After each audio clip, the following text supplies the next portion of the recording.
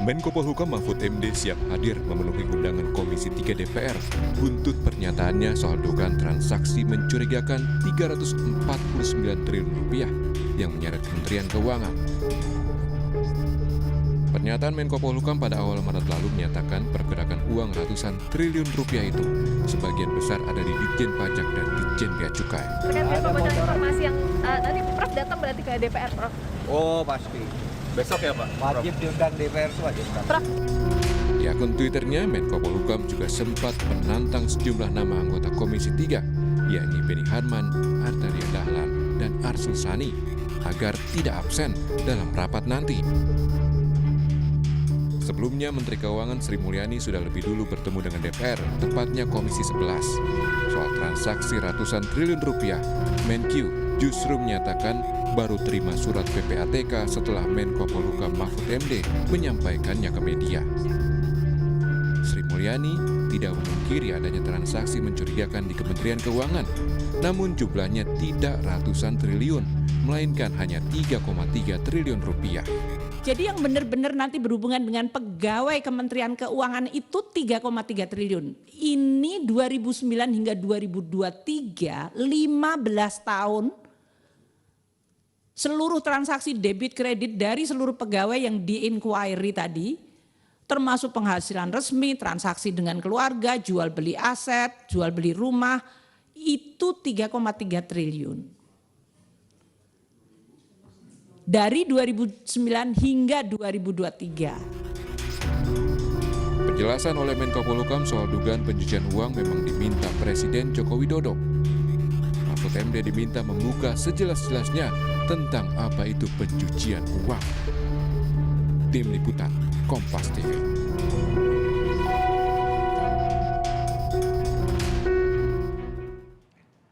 Saudara, buka-bukaan dinyatakan siap dilakukan Menko Polhukam Mahfud MD di depan Komisi 3 DPR hari ini atau siang nanti. Banyak juga yang mempertanyakan mengapa laporan PPATK soal uang ratusan triliun rupiah disampaikan ke Menko Polhukam. Nah, kita akan segera bahas bersama dengan Kepala PPATK 2022-2011, Yunus Husin, dan juga ada Koordinator Indonesia Corruption Watch atau ICW, Agus Sunaryanto. Mas Agus, Pak Yunus, selamat pagi, salam sehat. Selamat pagi, salam sehat selalu.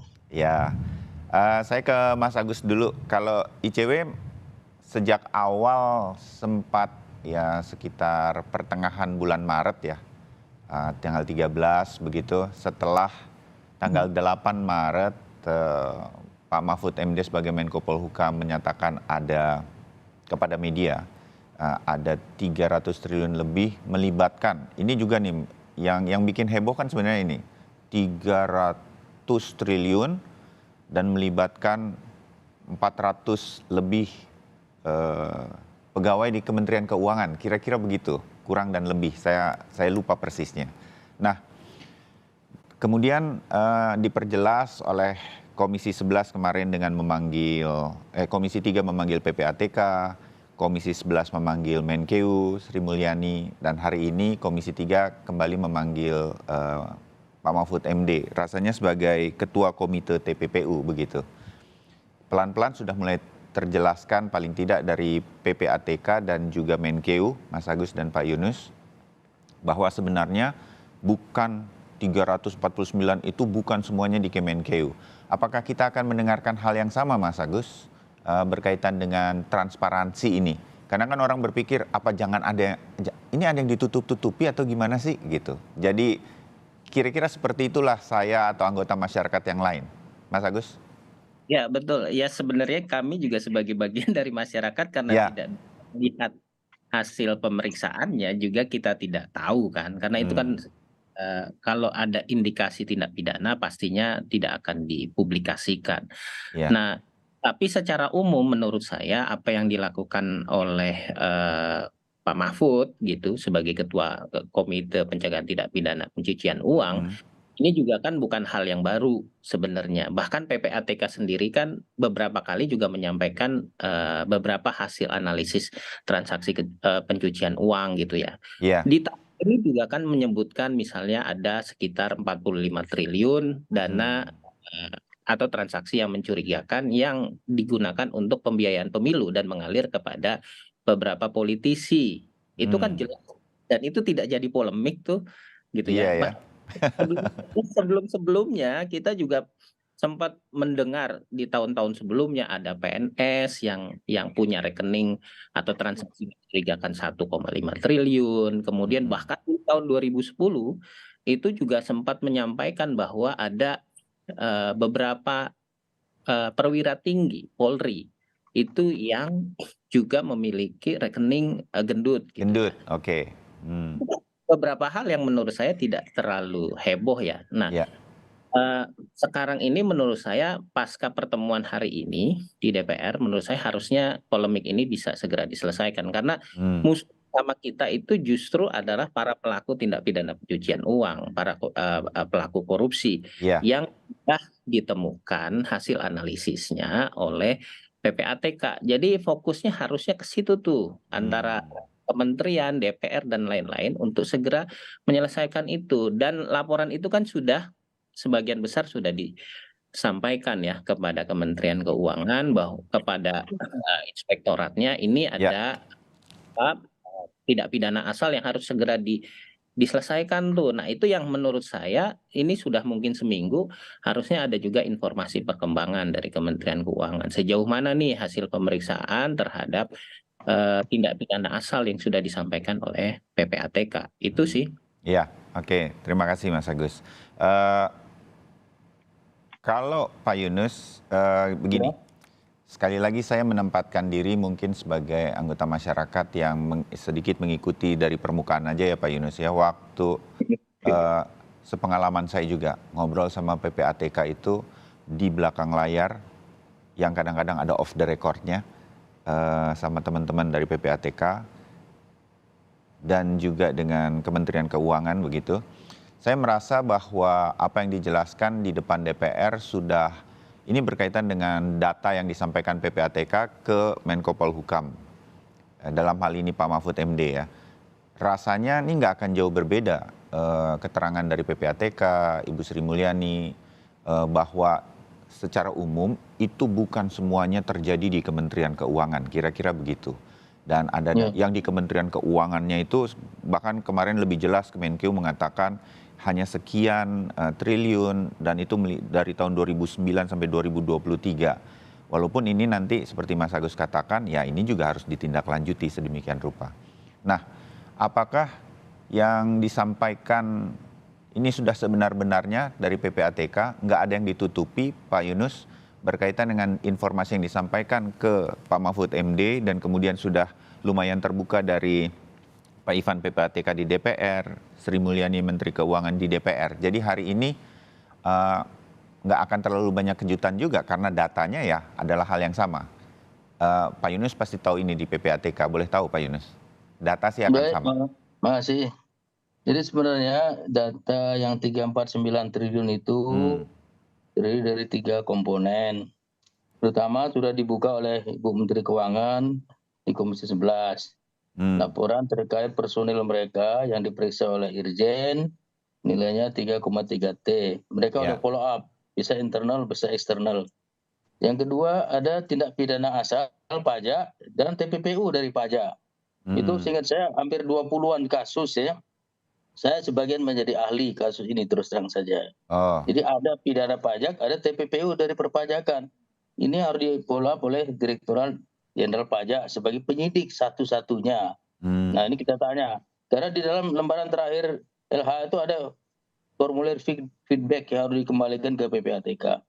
Yang ketiga, ada tindak pidana kepabeanan, penyelundupan misalnya, tindak pidana cukai, yang bisa juga ada cuci uangnya. Penyidiknya hanya Direktur Jenderal Bea Cukai. Ini juga harus di follow up. Jadi mengenai masalah angka itu, ya 349 berarti 3 komponen apa yang harus dilakukan ya harus ditindaklanjuti dengan melakukan penyelidikan pada penyidik-penyidik bea cukai dan pajak.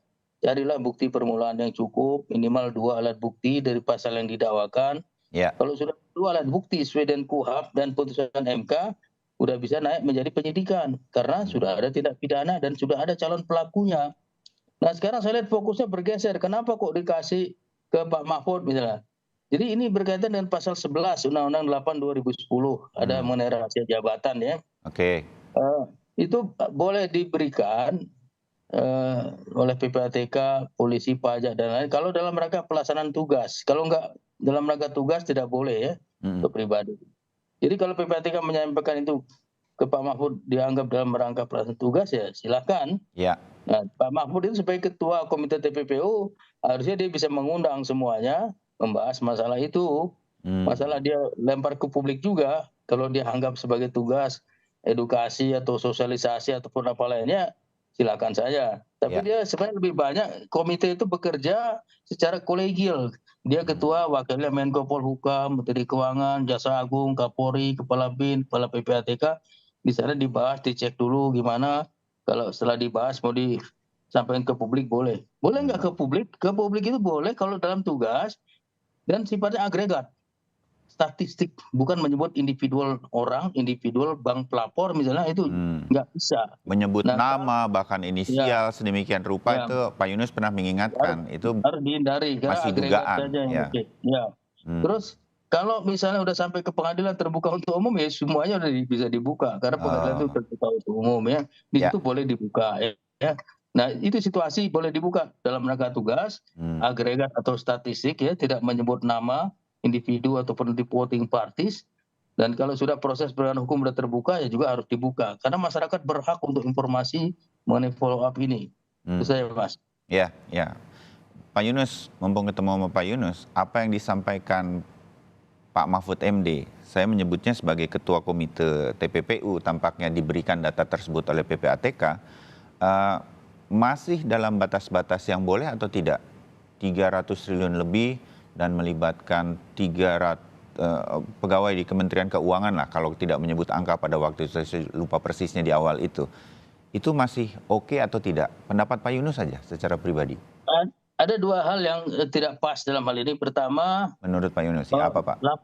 Laporan itu terlalu lama dari 2009 sampai 2023 ya, 14 tahun. Akumulasi pasti banyak. Yang kedua, itu disebutkan dari pejabat pajak dan bea cukai. Nah, ketiga, melibatkan banyak orang dengan menyebutkan jumlah yang besar. Jumlah itu suatu masalah yang sensitif. Ya. Apalagi dikaitkan dengan pejabat pajak dan pejabat keuangan. Nah, jadi dua hal ini yang membuat itu sensitif. Seharusnya Pak Mahfud terima, ya silakan dia terima dari PPATK, PPATK lapor, kemudian dia bahas di komite. Kalau komite memutuskan untuk mendisclose dalam rangka edukasi publik silakan. Cuman sayangnya komite TPP itu sidangnya sekali setahun. Boleh lebih dari itu, tapi umumnya sekali setahun. Eselon 1 6 bulan sekali. Eselon 2 boleh lebih sering dari itu. Jadi kalau ditanya salah apa enggak ya saya lihat ada dasarnya. Cuman jangan menyebut angka yang fantastis yang diakumulatifkan selama 14 tahun. Jangan menyebut orang bea cukai sama pajak. Apalagi dugaan saya kalau Menteri Keuangan bilang ada debit kredit juga dihitung, kemungkinan terjadinya double counting yang menimbulkan angka yang besar itu ada sekali kemungkinan double counting. Itu yang menimbulkan bisa jadi besar dan meledak. Ya, baik. Pak Yunus, saya rasa ini akan menjadi masukan bagi jajaran Pak Mahfud MD. Saya kemudian mengundang juga Taufik Basari dari Komisi 3 DPR RI yang bisa hadir melalui sambungan telepon. Saya memanggilnya dengan Bung Tobas, akrabnya. Bung Tobas, selamat pagi. Selamat pagi, Mas Bayu. Ya, dengan Bayu di sini Kompas TV. Terima kasih. Ada Pak Yunus Hussein dan ada Agus Sunaryanto dari ICW, Bang Tobas. Oke, Bung Tobas. Kita tuh pengen tahu, tadi Pak Yunus sebelum mulai ngobrol juga ada mengatakan, aduh pengen tahu nih, apa agenda Komisi 3 hari ini dengan Pak Mahfud MD. Bung Tobas, apa yang akan persisnya ditanyakan nanti sebagai sebuah agenda? Kalau nggak bisa banyak agenda, 1-2-nya deh. Silakan Bung Tobas. Ya. Jadi begini, kita kan kemarin memanggil dan meminta keterangan dari PPATK. Ya. Dan awalnya kita kan menyangka bahwa isu 349 triliun ini seluruhnya itu terkait dengan Kementerian Keuangan. Karena kan di awal Pak Mahfud mengatakan seperti itu. Namun setelah kita dengarkan keterangan dari PPATK ternyata tidak demikian adanya. Ya, PPATK kemudian menjelaskan bahwa data tersebut adalah data gelondongan dari 2009 sampai 2023, itu 14-15 tahun ya. Kemudian ternyata tidak seluruhnya terkait dengan oknum-oknum di Kementerian Keuangan, tapi melainkan hal-hal yang terkait dengan tugas dan fungsi dari Kementerian Keuangan. Di situ ada persoalan pajaknya juga, bea cukainya juga dan sebagainya, yang bukan berarti langsung melibatkan oknum-oknum, tapi terkait dengan transaksi yang sehubungan dengan fungsi dan kerja dari Kementerian Keuangan. Nah, artinya kan antara yang disampaikan kemudian apa yang ditangkap oleh masyarakat ternyata berbeda dengan apa yang kemudian setelah dijelaskan kembali tidak seperti itu. Nah, kita kan mencoba mewakili pertanyaan masyarakat untuk menggali itu dan untuk meluruskan kembali apa yang kemudian sudah terlanjur dipahami masyarakat secara keliru. Itu yang pertama. Nah, yang kedua, kita juga ingin mempertanyakan pola komunikasi kerja dari PPATK dengan lembaga-lembaga terkait ini seperti apa. Tadi sudah disampaikan oleh Pak Yunus Hussein. Ya, sebenarnya kan gini, PPATK itu kan dia intelijen keuangan, ya, yang dia tidak bekerja di atas permukaan, dia bukan bekerja dalam polemik publik, dalam dialog publik, tapi bekerja dengan pihak-pihak terkait untuk menyampaikan hasil dari kajiannya, hasil dari analisisnya, untuk kemudian ditindaklanjuti oleh lembaga terkait, ya, entah itu secara internal ataupun ke aparat penegak hukum ketika dia berujung pada penegakan hukum, ya, karena sudah ditemukan bukti-bukti yang cukup.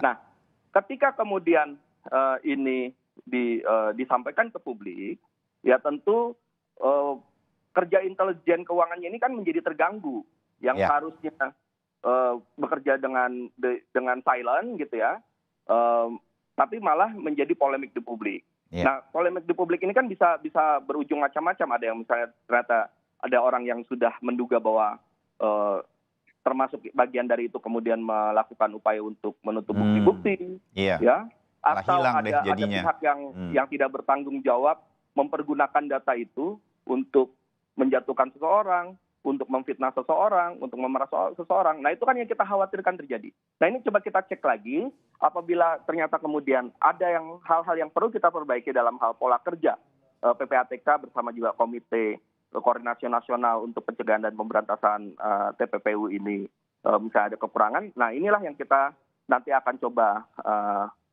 temukan, ya, dan rekomendasikan jika ada perbaikan-perbaikan yang diperlukan.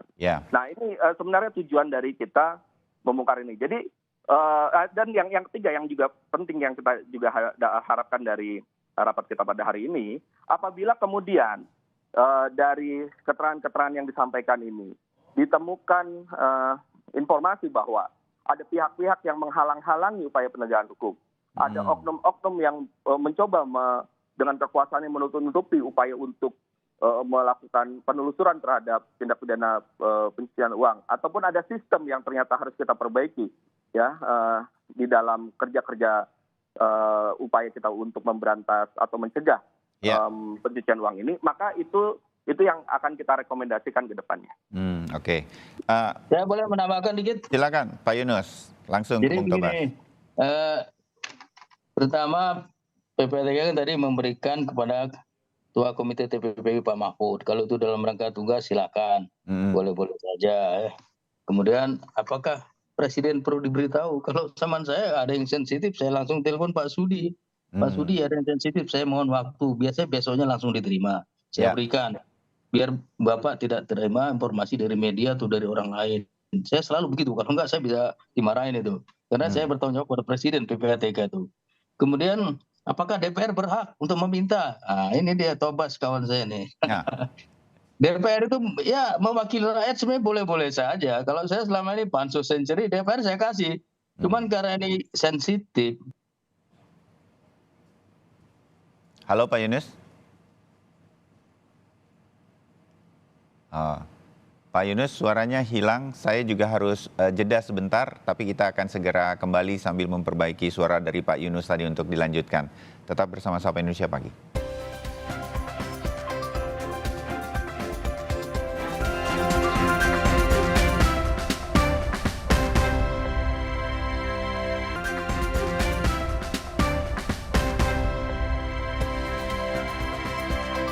Ya, saudara, kita lanjutkan berkaitan dengan pemanggilan Mahfud MD terutama sebagai Ketua Komite TPPU oleh Komisi 3 DPR RI yang akan berlangsung siang nanti di DPR RI. Masih ada Pak Yunus Husin, mantan Kepala PPATK, Agus Naryanto, Koordinator ICW, Indonesian Corruption Watch, dan juga Taufik Basari, anggota Komisi 3 bergabung melalui sambungan telepon. Pak Yunus, tadi Anda sedang menjelaskan sebelum kita jeda berkaitan dengan bagaimana PPATK kalau diminta datanya oleh DPR ataupun Presiden. Pak Yunus. Baik, masih. Jadi kalau kepada Presiden tuh harus diberikan, karena PPATK bertanggung jawab kepada Presiden. Jangan sampai dia tahu dari media atau dari orang lain ya. Saya seperti itu yang saya lakukan pada waktu yang lalu. Kemudian apakah DPR bisa memperoleh? Kalau menurut saya tetap bisa. DPR mewakili rakyat memiliki hak untuk mendapat informasi. Jadi karena ini sensitif, ya sebaiknya kalau ke DPR dikasih dalam sidang tertutup. Paling enggak dalam amplop tertutup dengan pesan jangan diteruskan kepada non-DPR gitu. Apakah ke Pak Mahfud juga bisa diberikan oleh PPATK? Kalau itu dianggap pelaksanaan tugas PPATK melapor kepada ketua, silakan saja. Ketua kita membahasnya di dalam sidang komite yang anggotanya banyak sekali kepala instansi seperti Menko Perekonomian, Menteri Keuangan, Jaksa Agung, Kapolri, Kepala BIN, Kepala PPATK, Mendagri, Ketua OJK, Gubernur BI, semuanya anggota Komite TPPU, dibahaslah di sana. Mau diapain ini yang besar ini, apakah akan dilempar ke publik ataukah untuk follow up? Nah yang terpenting justru follow up ini. Karena itu kerjaan PPATK itu laporan analisis itu sudah setengah matang. Kerjaan analis yang sudah terdidik dengan database yang kuat termasuk LHKPN. Jadi dia seperti pemain bola memberikan umpan kepada striker, pada penyidik. Penyidik carilah bukti permulaan yang cukup sesuai dengan KUHP, sesuai dengan undang-undang putusan MK. 2 alat bukti untuk menunjukkan bahwa ada tindak pidana dan ada pelakunya. Setelah itu naikkan menjadi penyidikan. Inilah yang diharapkan follow up ini. Dan akhirnya ada kewajiban menyampaikan feedback oleh para penyidik tadi kepada PPATK. Karena setiap LHA itu ada lembar feedbacknya terakhir yang harus dikembalikan. LHA itu sudah setengah matang, di dalamnya isi mengenai kasus posisi, profil pejabat yang terkait, kemudian hasil analisis dan kesimpulan, indikasi-indikasi ke arah pidana asal ataupun TPPU. Jadi jangan terlalu banyak ditunggu, jangan terlalu banyak digoreng ya. Lebih baik cepat jadiin goal dengan mencari bukti permulaan yang cukup, yang 2 itu tadi alat bukti. Itu saja, Taman. Terima kasih. Ya, terima kasih Pak Yunus. Terbayang kalau ini muncul, saya menyambung tadi apa yang disampaikan Bung Tobas ya. Ini kan intelijen gitu, bawah tanah, segera di action begitu. Kalau udah muncul ke publik seperti saat ini, ya orang-orang yang mungkin terlibat dalam kasus ini sudah bersih-bersih dia. Sementara kita masih ribut sendiri. Kira-kira kan begitu. Bisa Mas Agus, aset ya. Iya, Mas Agus, ICW, mumpung ada Bang Tobas di sini juga, apa yang diharapkan berkaitan dengan nanti pertemuan? Semua ini mengklarifikasi dari sisi komunikasi saya rasa, tapi rasa-rasanya sudah cukup jelas dan akan menjadi, saya meyakini akan menjadi catatan begitu. Berkaitan juga dengan Kementerian Keuangan, ini PR yang sangat berat ini soal dugaan-dugaan tindak pidana pencucian uang di bawah lembaga-lembaga. Mohon maaf saya mengatakannya seperti ini, dengan kasus-kasus yang berkembang di Kementerian Keuangan, kita kan terus menduga ini ada kong kali kong di antara institusi-institusi, di pajak, di kepabeanan dan segala macam. Mohon maaf ketika publik kemudian menyangkut pautkannya, ya pasti ada keterlibatan oknum di dalamnya. Nah ini yang juga menjadi PR kan bagi Kementerian Keuangan sebagai institusi untuk hal-hal semacam ini. Anda berharap apa nih yang bisa kita titipkan kepada Komisi 3, ada Bung Tobas? Mas Agus. Ya, pertama tentu saya berharap polemik ini tidak terlalu berkepanjangan. Kemudian kedua, dari hasil beberapa pertemuan dengan Kementerian Keuangan, PPATK, dan hari ini dengan Pak Mahfud itu melahirkan rekomendasi. Salah satu harapan rekomendasi saya adalah penegak hukum itu juga bisa dipanggil gitu ya, untuk dipertanyakan sejauh mana kinerja mereka. Karena kalau berdasarkan laporan LHA atau apa yang disampaikan oleh PPATK terakhir ya, seingat saya dari 2016 sampai 2021, dari LHA dan LHP sekitar 2.600-an yang sudah dikeluarkan itu tindak lanjutnya baru 30%, belum sampai 50%.